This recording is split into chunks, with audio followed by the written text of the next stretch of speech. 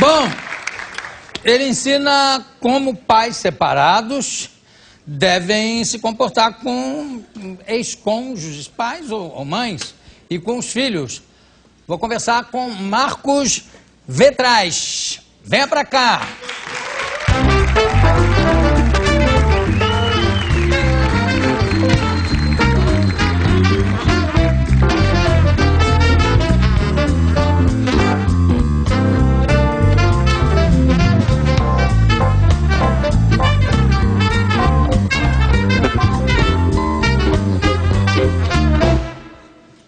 É Vetraz, né? Na abertura eu falei Vetraz, eu tentei acertar, mas não acertei. Tá bom. Tá bom agora? Tá bom, tá bom. Então tá. Quem é essa menina tão bonita aqui na capa? Muita gente pergunta se é minha filha, né? Linda, né? Mas é um banco de imagens, não sei quem é, mas é uma beleza. Essa menina vem de um banco de imagens. Tem banco de sêmen, tem banco de imagens. Parece coisa de ficção científica. Manual de Mães e Pais Separados pela E de Ouro. Guia para a educação e a felicidade dos filhos. Você é um pai separado? Sou um pai separado, me separei há 4 anos e os meus filhos têm hoje 5 anos de idade. Então foi uma separação difícil, né? Porque a criança com 1 ano de idade, você fica preocupado, né? Puxa, será que eu não estou fazendo uma coisa muito errada, eu e minha ex-mulher, né? Será que não é errado de nossa parte pensar isso em função do bem-estar das crianças? Vocês foram casados quanto tempo? 7 anos entre namoro e casamento. E a gente percebeu que era eventualmente melhor a gente separar no momento que a gente tivesse certeza que realmente tinha que separar, do que manter uma relação onde eventualmente as crianças vão perceber que não tinha uma união como deveria ter, um respeito entre o casal, etc. Não, e talvez o impacto também seja menor. Pois é, existia essa ideia... Ou não, ou está errado? Existia a ideia de que deveria se esperar ser adolescente ou mesmo adulto para separar, mas o fato é esse, né? A criança fica com uma imagem que ela tende a repetir depois, né? Ela vê aquela desunião, eventualmente ela vai repetir isso no futuro dela. Aí com adolescente eu acho que talvez seja o mais difícil. Exatamente, pro é o mais filho, difícil, né? é mais difícil, porque nesse momento ele precisa de muita atenção, né? Em todo momento precisa. Mas a gente pensou isso, como tinha só 1 ano de idade, a criança já nasceu, já cresceu, já teve a percepção do mundo como 2 famílias, 2 casas, onde ela se sentia bem nas 2 casas, né? Com 2 lares, né? Claro. E o livro, aí minha ideia foi, em dado momento, puxa, eu vejo tanta coisa sendo feita que não é melhor, né? E o que falta não é vamos dizer, um tratado psicológico, é bom senso. Desculpa, você está separado há quanto tempo? Eu estou separado há 5 anos. 5 anos. Não, desculpa, há 4 anos, os filhos têm 5 anos. Vou fazer uma pergunta que não tem nada a ver, mas eu tenho que fazer porque eu sou muito curioso. Você já foi gordo alguma vez? Não? Já. Mas por que isso? Porque eu notei que o laço do seu sapato está dado puxando para o lado direito. E geralmente gordo amarra o sapato exatamente cruzando a perna e o laço sempre fica... Isso aí é... Tanto que na outra perna o laço deve estar para a direita. Vamos ver outra aqui. Olha aí.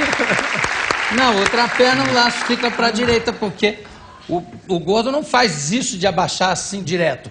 Ele dobra para dar o laço. Então do lado direito fica mais para a direita e no outro fica... É a primeira vez que alguém nota isso, né? Mania como é que se diz? De dedução detetivesca. Desculpa, não tem nada a ver com a entrevista, mas eu não resisti. Entendeu? Você sempre trabalhou em marketing. Você é o criador do IBEST, do prêmio. Isso. E ainda trabalha em marketing? Na verdade, eu ia ser cientista, né? Minha história de vida sempre fui... Poxa, curioso, pesquisador, a minha educação nunca foi para ser empresário. Mas aconteceu de ser empresário muito novo, eu tinha 21 anos, estou com 43 agora, e eu percebi que o que eu gostava de fazer era criar empresas, criar marcas, criar produtos, e o marketing era fundamental nisso. Claro, evidente. E o IBEST talvez seja uma das empresas, certamente a empresa mais conhecida dessas que eu pude participar, e eu deixei o IBEST há 3 anos, vendi, né? Normalmente eu crio empresa e vendo, e estava 3 anos, vamos dizer, investindo em algumas empresas, fazendo parte de outras no conselho, escrevendo livro, participando escrevendo uma outra coisa também. Mas agora até eu vou voltar a trabalhar, vamos dizer, direito, né, acabar a aposentadoria, voltar a ficar à frente de uma empresa, né? O IBEST tem um prêmio importante e tem também o negócio de você vender uma empresa, uma marca. Como é que se faz isso? Você põe à venda ou as pessoas você já recebe ofertas? Porque se você já se sabe que você cria a empresa para depois vender, isso facilita ou dificulta a venda depois? Na verdade, nesse caso não influi muito, né? Tem os dois casos. Tanto alguém pode procurar a empresa, se tiver alguma razão para isso, ou você procurar a empresa dizendo, olha, tem uma razão interessante para você comprar essa empresa. No caso do IBS, a gente procurou a Brasil Telecom, né, que é uma empresa de telecomunicações. Isso. O Brasil hoje tem a Telefônica em São Paulo, Telemar e Brasil Telecom, e ela, na época, não tinha nada de internet. Então, fazia sentido ela ter uma participação de empresa de internet. Ela entrou, aí comprou uma participação pequena, depois tinha a opção de comprar a empresa toda. Então, depende do caso, né? Aí, às vezes a gente procura, às vezes a gente é procurado. Agora vamos falar um pouquinho de manias. Você odeia que alguém passe a mão na sua cabeça, é isso? Vai descobrindo. Desde criancinha? Desde menino? Acho que nem minha mãe hoje em dia consegue passar. E ela tenta, né? Mas por que ela tenta se ela sabe que você não gosta? Porque a mãe é mãe, né? Tenta não ver, mãe é mãe. Não, e dá vontade. Eu tô louco para passar a mão. Eu não vou fazer isso. Mas que dá vontade, dá. Você conta. Como contar? Eu vou fazer perguntas agora que são de um caráter um pouco mais indiscretos, mas paciência. Quem separou de quem? Foi uma coisa que os dois resolveram ao mesmo tempo? Ou partiu de um e foi para o outro? Como é que aconteceu? O seu caso específico, já que você joga a tua experiência no livro, né? Eu até falo sempre que o meu caso não é importante. Porque eu acho que quando a gente tem essa responsabilidade de escrever um livro como esse, eu acho que é importante a gente fazer muita pesquisa, ler muito sobre o assunto, porque nenhum caso é suficiente para você poder... Não, mas funciona como uma base. Imagina um livro desse escrito por um jesuíta. Não ia ter o menor sentido. Teria que fazer muita pesquisa. Sem dúvida, a nossa experiência é uma experiência onde o casal começou a ter problemas e... Vamos dizer, os dois, nunca é exatamente o mesmo modelo, mas um dos dois começou a sentir a necessidade da separação e foi conversado e chegou a essa conclusão. Você foi quem sentiu primeiro essa necessidade? Eu pediria para não falar nada... Então foi ela. Olha só, o fato, que dicas você dá aqui para uma separação não traumática?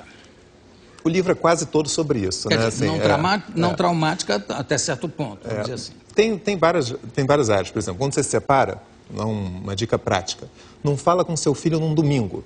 Por quê? Porque se as pessoas trabalham no dia seguinte, elas não vão estar com a criança. Aí a criança acorda e diz, como é que é esse novo mundo onde meu pai não está junto da minha mãe? Então, fala, se tem que trabalhar, fala numa sexta, que pode passar o fim de semana. Isso é um pequeno detalhe. Mas é um detalhe importante. É importante. Dá por exemplo, se a criança é pequena, dá uma razão só. Não precisa dar muitas razões, até a criança não consegue processar. Dá uma única... Muitas eles, mas por que se casaram, então? Né?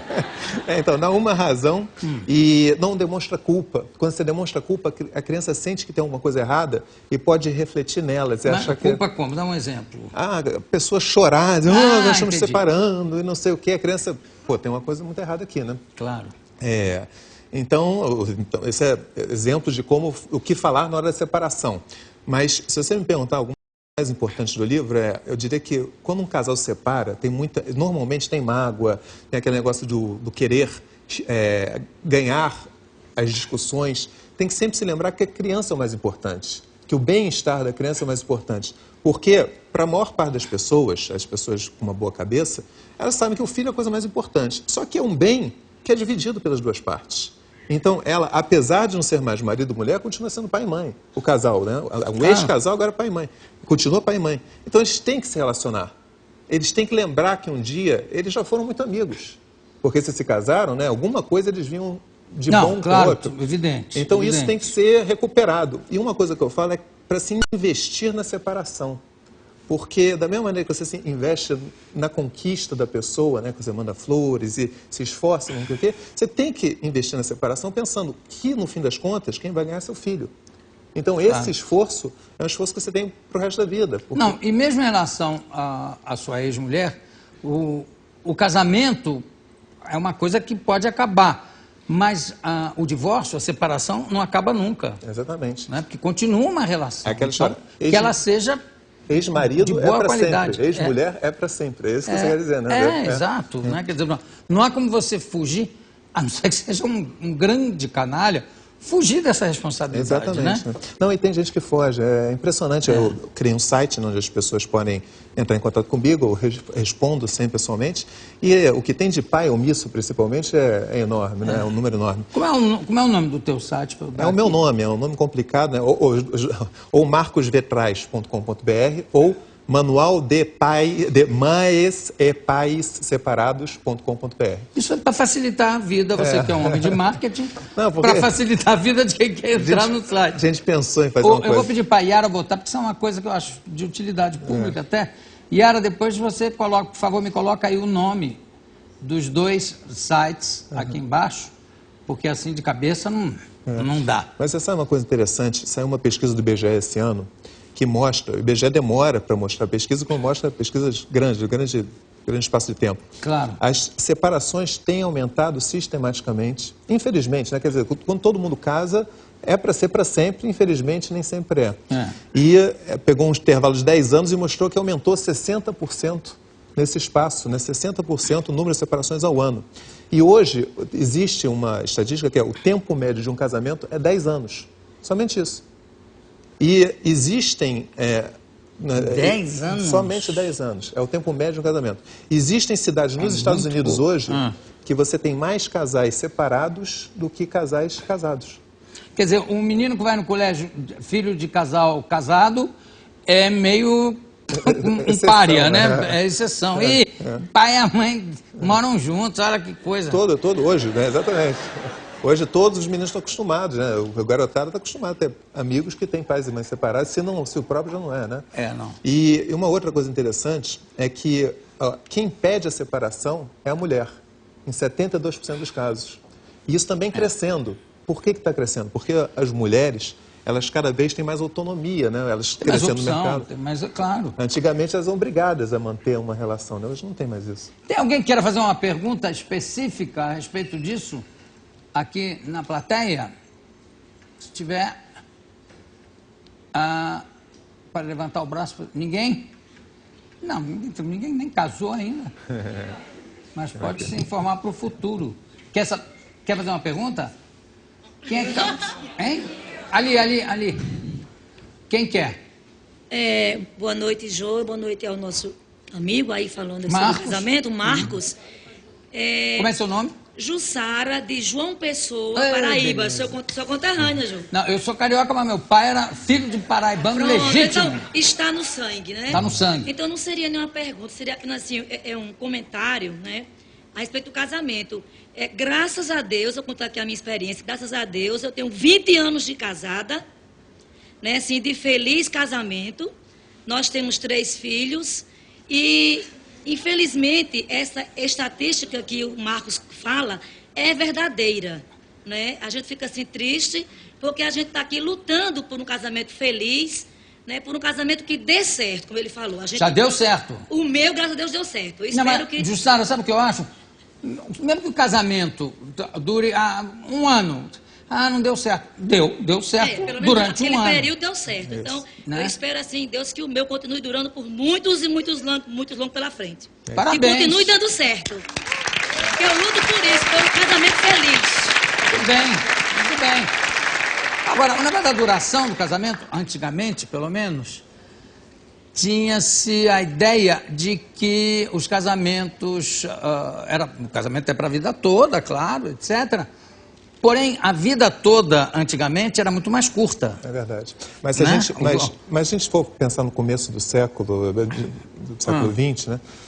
Já tinha uma expectativa de vida grande. Expectativa de vida maior, mas também o tipo de moral era muito mais rígido. Quer dizer, a mulher não tinha a liberdade que tem hoje. Se ela se separasse, era uma coisa assim... Aí seria uma pária. Pária da sociedade. É verdade. Agora, a gente vê, existem umas teorias muito interessantes que dizem que o homem, ele foi feito para viver em pares, o ser humano, né? Foi feito para estar casado.